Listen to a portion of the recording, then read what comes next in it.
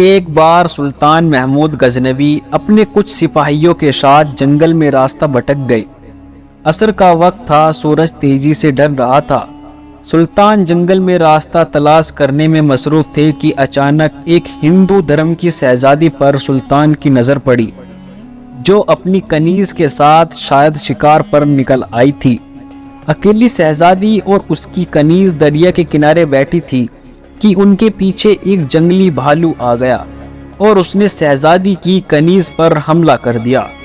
اس سے پہلے کہ شہزادی اپنا ترکش سنبھالتی اور تیر کمان میں لگاتی تو شاید بہت دیر ہو جاتی، تو فوراً ہی سلطان محمود غزنوی نے لگاتار 3 تیر اس جنگلی درندے پر دے مارے، جس سے وہ وہیں پر ڈھیر ہو گیا۔ شہزادی کو یہ جاننے میں مشکل نہ ہوئی کہ اس مہارت اور بہادری کا مظاہرہ کوئی جنگجو سپہ سالار ہی کر سکتا ہے۔ اب شہزادی سلطان کی طرف متوجہ ہوئی اور اپنا تعارف کرواتے ہوئے بولی، میرا نام اسمرتی ہے، میں جے پور ریاست کے راجا کی اکلوتی بیٹی ہوں۔ میری جان بچانے کا شکریہ، میں تمہیں اپنے پتا سے کہہ کر فوج میں کوئی اعلیٰ عہدہ دلا دوں گی۔ ویسے تم ہماری فوج کے سپاہی نہیں لگتے، بتاؤ کہاں سے تعلق ہے تمہارا؟ اسمرتی شاید یہ نہیں جانتی تھی کہ اس کے سامنے کوئی معمولی سپاہی نہیں، بلکہ اس وقت کے سب سے طاقتور اسلامی لشکر کے سربراہ سلطان محمود غزنوی ہیں، جن کے نام سے ہی ہندو راجاؤں کے حلق خشک ہو جاتے تھے۔ سلطان محمود غزنوی نے اپنی پہچان ظاہر نہ کرتے ہوئے کہا، میں کسی اور فوج کا سپاہی ہوں، چلیے محترمہ، میں آپ کو کسی محفوظ مقام پر پہنچا دیتا ہوں، آپ میرے ساتھ چلیں۔ اندھیرا بڑھتا جا رہا تھا، شہزادی اسمرتی جان چکی تھی کہ یہ شخص لالچ اور خوف سے پاک ہے۔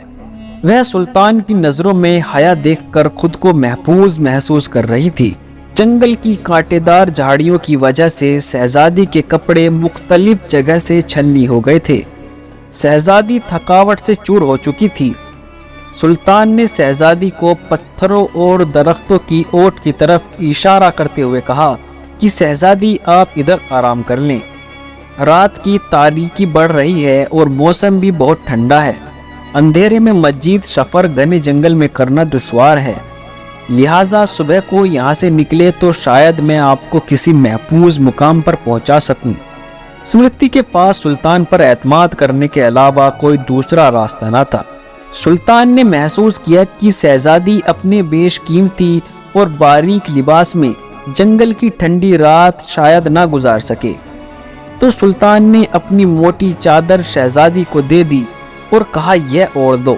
شہزادی نے بلا جھجک چادر اوڑھ دی اور ٹیک لگا کر درخت کی اوٹ میں پاؤں پسار لیے۔ اس کی نظریں سلطان کے چہرے کی طرف جمی ہوئی تھی، جو نظریں جھکائے ایک بڑے پتھر پر بیٹھ کر آگ جلانے کی کوشش کر رہے تھے۔ پھر آگ جل گئی اور اس کی روشنی میں سلطان کا نورانی چہرہ چمک رہا تھا۔ سلطان نے مٹی سے تیمم کیا اور نماز پڑھنے لگے۔ شہزادی کو جھٹکا لگا، یہ تو مسلمان لگتے ہیں، کہیں یہ محمود غزنوی کے لشکر میں سے تو نہیں؟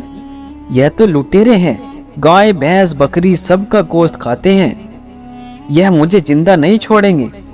لیکن اگلے ہی لمحے شہزادی اب تک اس کے ساتھ گزرے وقت کو یاد کرنے لگی، اگر یہ اتنا ہی ظالم ہوتا تو مجھے بھالو سے نہ بچاتا۔ لہٰذا نہ چاہتے ہوئے بھی شہزادی کا دل پھر سے اطمینان اور یقین سے بھر گیا۔ سلطان محمود غزنوی نماز کے بعد دعا کرتے وقت بہت زور زور سے رونے لگے اور روتے روتے سلطان نے اپنے خنجر کی نوک اپنے پاؤں کے انگوٹھے پر رکھ کر اس کو دبا دیا۔ شہزادی یہ سب دیکھ رہی تھی۔ صبح سلطان نے شہزادی سے کہا کہ اب ہمیں نکلنا چاہیے۔ کچھ دور جا کر سلطان کو ایک سفید پتھر پڑا ملا، جو کہ سلطان کے سپاہی نشانی چھوڑ گئے تھے کہ راستہ اسی طرف ہے۔ یہ اس زمانے کا ایک طریقہ تھا کہ جنگل میں پتھر چھوڑتے جاتے تھے تاکہ پیچھے آنے والا راستہ جان سکے کہ گزرنے والا کہاں سے گزرا ہے۔ بالآخر شہزادی اور سلطان ایک صحیح راستے پر آ پہنچے۔ کچھ دور ایک چھوٹے سے گاؤں کے آثار نظر آ رہے تھے۔ سلطان نے کہا، یہ آپ کی ریاست کا ہی گاؤں معلوم پڑتا ہے۔ شہزادی نے کہا کہ ہاں دیکھتے ہیں۔ اب گاؤں پہنچنے پر شہزادی نے گاؤں کے مکھیا کو بلاوا بھیجا۔ مکھیا اپنے کچھ ساتھیوں سمیت حاضر ہوا۔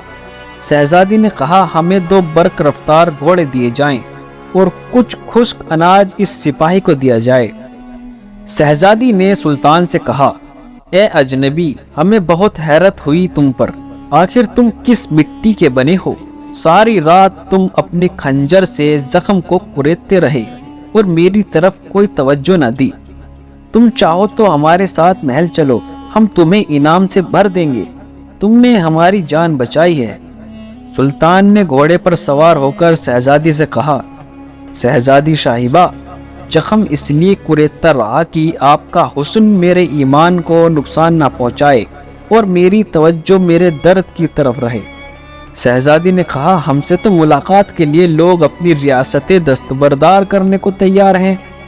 سلطان نے کہا شہزادی، میں مسلمان ہوں اور محمد صلی اللہ علیہ وسلم کا غلام ہوں۔ میری نظر آپ کے جسم پر نہیں بلکہ خود میری اپنی روح پر تھی۔ شاید میرے جسم سے گناہ کا داغ دھل جاتا، لیکن میری روح پر اس گناہ کا داغ لے کر میں اپنے نبی پاک کے سامنے کیسے پیش ہوتا؟